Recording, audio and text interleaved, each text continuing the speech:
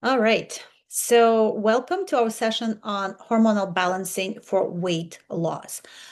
We are so used to thinking that in order to lose weight, we need to focus on cutting calories.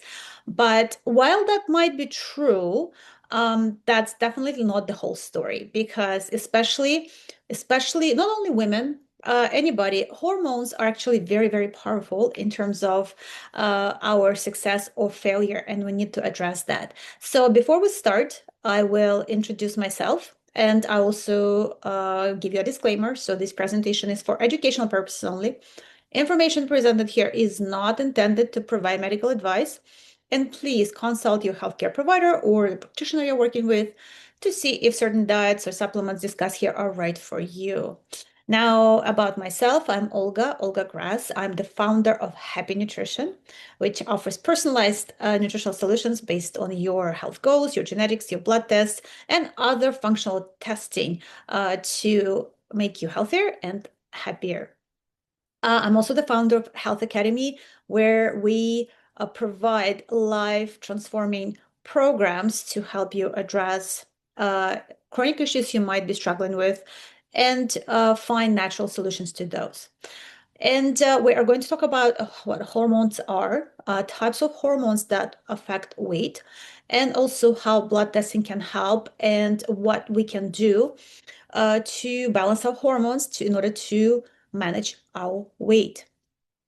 Now, there are a lot of hormones, and definitely we're not going to talk about all of them here. But just to show you, I think there's at least 50 hormones that have been identified, and I'm sure most of them might have an impact on our general metabolism.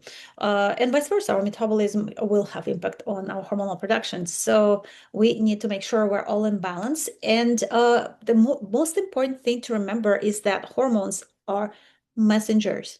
Okay, just let it sink in. They are those letters uh, that are being sent to your tissues, to your cells, so they can start an action. So this is why when hormones are not in balance, the logical question is why, right? And we should always be asking ourselves our questions if we are to find the right solutions. Now, hormonal tests in general are very challenging just because since they are messengers, sometimes we have a lot, sometimes we have fewer, especially for women, that it depends on their cycle. And then for everybody, it depends on the time of the day, depends on our meal timing. So a lot of things to be taken into account. Now, remember, we're going to talk about how nutrition can help us deal with hormonal resistance and hormonal imbalances. Now, the concept of resistance is very fundamental because imagine if you keep getting a spam email all the time, what do? You just block the sender, right? So the same thing happens with our hormones. When we are getting a lot of messages being delivered to our cells can become resistant, say, hey, no more, I don't want to hear that anymore. So this is how hormonal imbalances can start. So today we're focusing on hormones that affect appetite and hunger. So we're going to talk about insulin, incretins, briefly about leptin and ghrelin, and about a couple other hormones after that. But it's important to understand they all impact each other. Okay, so we're all a system. Now we definitely need to start talking about insulin because what insulin does, it regulates your blood sugar levels by facilitating the uptake of glucose into cells for energy or storage as fat. So it's up to your body to decide what insulin is going to do with that extra glucose your guys getting, whether it's going to be used for energy or it's going to go right into that visceral fat around our belly. Now, insulin works as a hormone, as a delivery guy, right? And we're going to have an analogy in a second, but this is exactly the monster hormone that causes weight gain or can cause weight gain, inflammation, and chronic disease if we have too much of that hormone circulating around. Here's an analogy. So imagine you are the cell, right? Now, cells need food. So imagine you need food and you decide to call a pizza delivery. Now, that's not really an ideal analogy for a healthy nutrition class, but it gives you an idea of what insulin does. Now, you call the pizza, whichever your favorite pizza provider, and so pizza is like food for the cell. So it's your glucose. So blood is the delivery person. It brings the glucose to the cell. Now, insulin's job is to ring the doorbell. Without that, your cell would not know that glucose is outside the door. So you would not know that your pizza has arrived. Now, imagine if you keep getting the bell ringing every 5 minutes, every hour.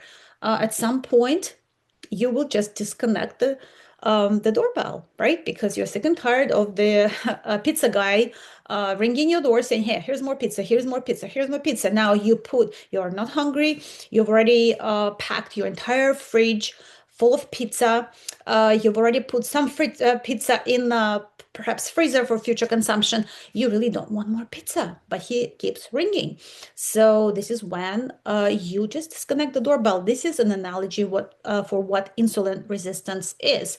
The cells, they protect themselves from taking up too much carbs, right? And they do it by regulating the number of insulin receptors and the glucose transporting proteins. So when our cells get too much insulin impact or phone calls or the doorbell ringing, they literally just downgrade the number of those insulin receptors and those glucose transporting proteins.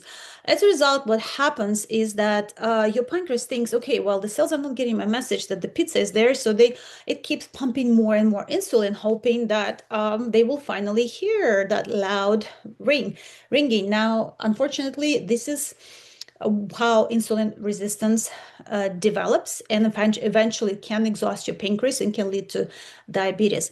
Now, would you think how that's possible that you are getting too many phone calls? Well, that happens if A, you eat a lot of carbs, and B, if you do it very frequently. This is the surest way to develop insulin resistance. So this is a chart that most people in North America, or a lot of people across the world, actually, they are eating lots of carbs and they're snacking throughout the day.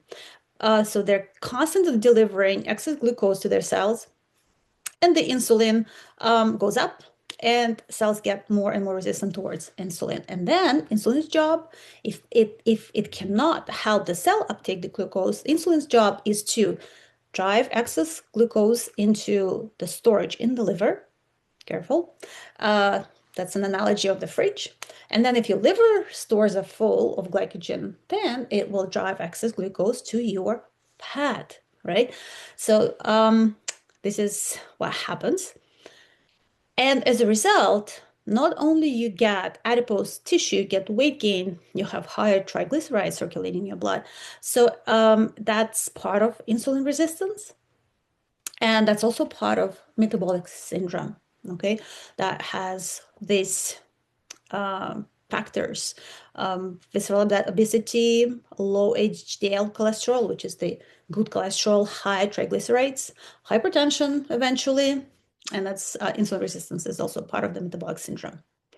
I would say that insulin resistance, you can put a mark that it's equal to the fatty liver. Remember, because insulin's job is to deal with this excess carb somehow, and sometimes, and as a result, your your liver deposits of fat go up. So now another hormone we're going to mention, if you look at this chart, okay, before we release insulin, we actually have another hormone acting on pancreas to release insulin, and that's incretins. Now, I'm sure you've all heard of GLP-1s, the glucagon-like peptides, right? Their job is really to promote satiety. The GLP-1 acts on the brain to promote a feeling of fullness. And also there is a gastric inhibitory peptide, which stimulates insulin secretion. Like GLP-1, it enhances insulin secretion in response to eating, and it influences fat metabolism. Now, the mechanism of action is important.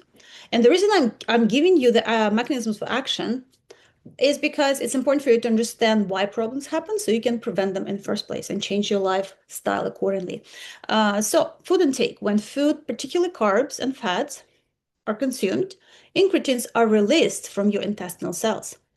These hormones then travel, and you can see it here on the chart, to the pancreas, where they bind to specific receptors on the beta cells and they stimulate insulin secretion.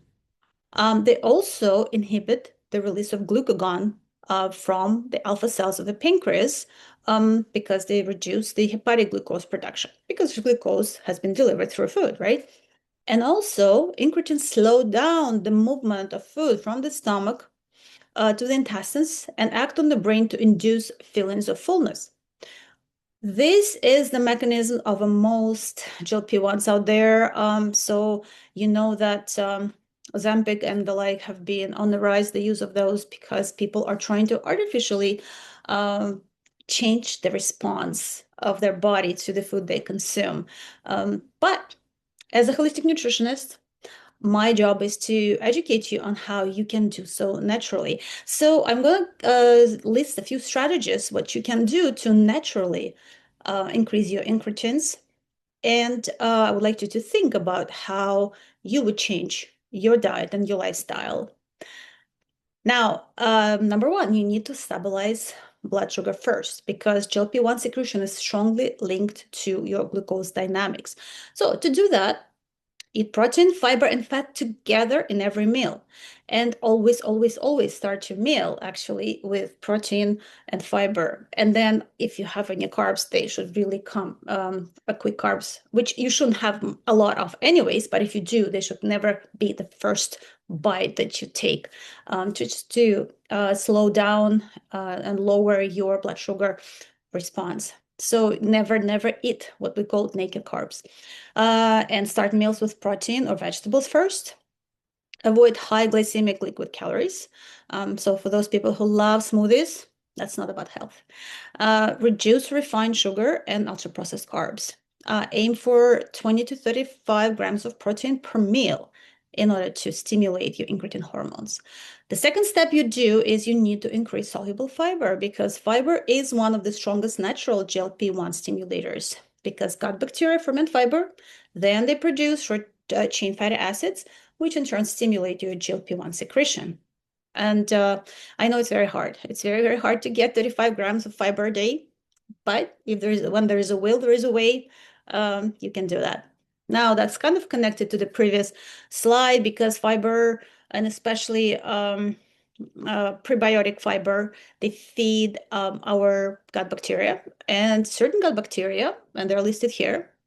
They actually increase your GLP-1 signaling, and these bacteria need to be fed by prebiotics such as garlic, onions, asparagus, chicory root, Jerusalem artichoke, green bananas for the resistant starch.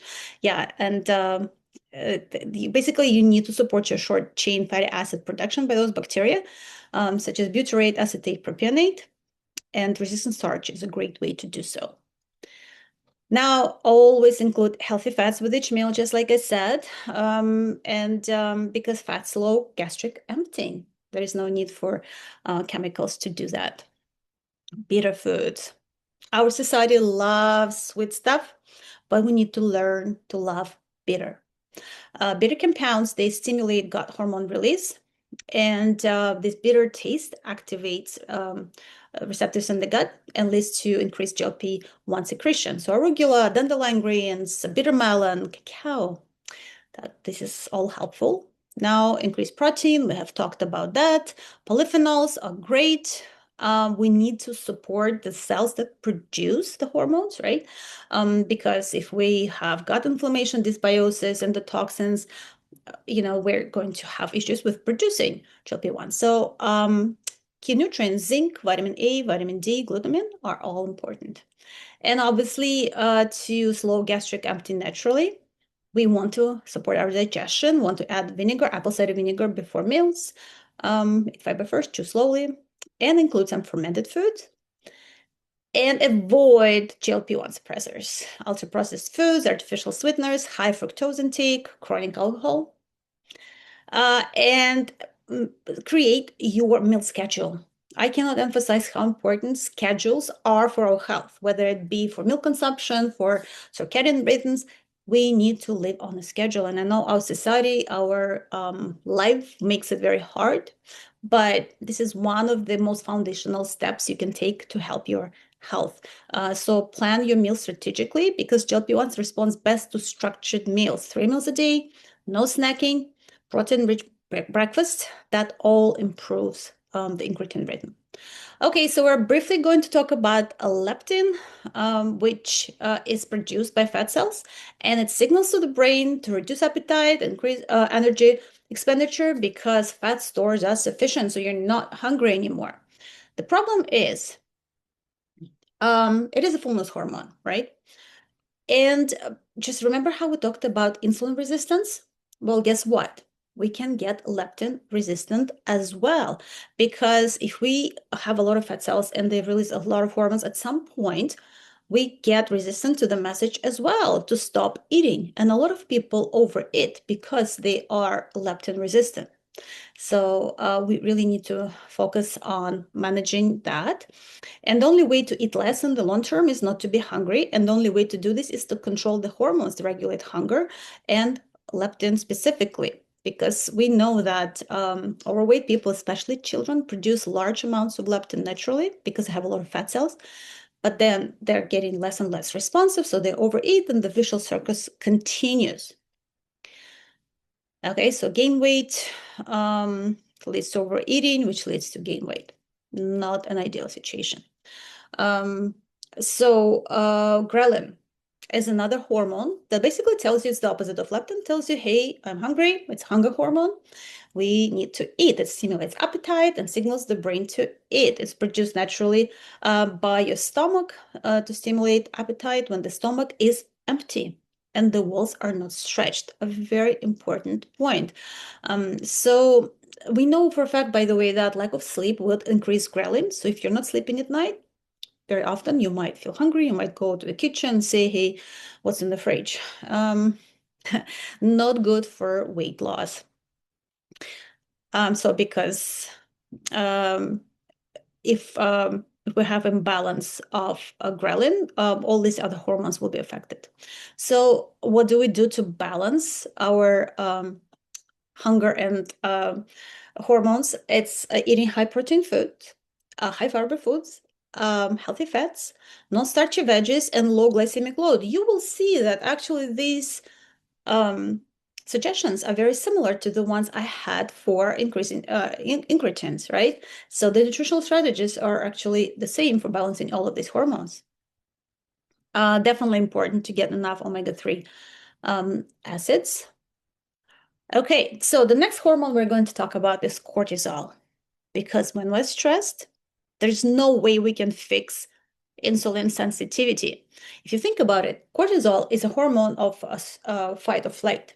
So in order to flee the tiger or fight the tiger, what do you need? You need energy. And where do you get energy? From glucose. So even if you haven't eaten anything, but you have high cortisol, it will stimulate your liver to produce more glucose. So, and remember, the higher your blood sugar spikes happen, the more insulin resistant you become over time. So if you're stressed, it's very easy to get that cortisol belly. It's very easy to become insulin resistant and even get full-blown diabetes. So it's very important that we manage our stress. The last hormone that I'm going to talk about today is melatonin, because if you don't sleep, no amount of other effort will be able to help you lose weight. Not the best diet in the world, not the best digestion. If you don't sleep, that's a problem. You snooze, you lose. Here's a little chart that shows you that there's a study of 1,000 participants, and the researchers found that roughly 8 hours of sleep correlates with a lower body mass index. It lowers levels of ghrelin and higher levels of leptin. Look at these numbers. So always make sleep a priority for your weight management plan. Okay, so sex hormones, I'm actually not going to talk a lot about today because it's a topic on its own. It's very in depth, and I do have a different presentation on balancing estrogen and um, progesterone. I'll tell you one thing that you need to remember today is that your liver health is key for balancing your estrogen and progesterone because your liver is responsible for detoxing, for processing your hormones, and for basically getting rid of those harmful metabolites that can lead to a lot of inflammation in the body. And unfortunately, during menopause, obviously, we have hormonal changes that will lead to increase in visceral fat. So for peri and menopausal women, there's another layer of nutritional strategies that we need to take into account, including the liver support, including perhaps some supplementation that will help them manage their hormones naturally. That was my brief presentation. I would like to mention that for a free 20-minute strategy session, all you need to do is just email me and we will schedule a Zoom session that I promise you will get 3 actionable steps that will help you specifically develop an action plan to do to basically help you balance your hormones and help you get on the right track for your weight management plan. So thank you so much for attending my presentation, and I hope to talk to you soon. Thank you.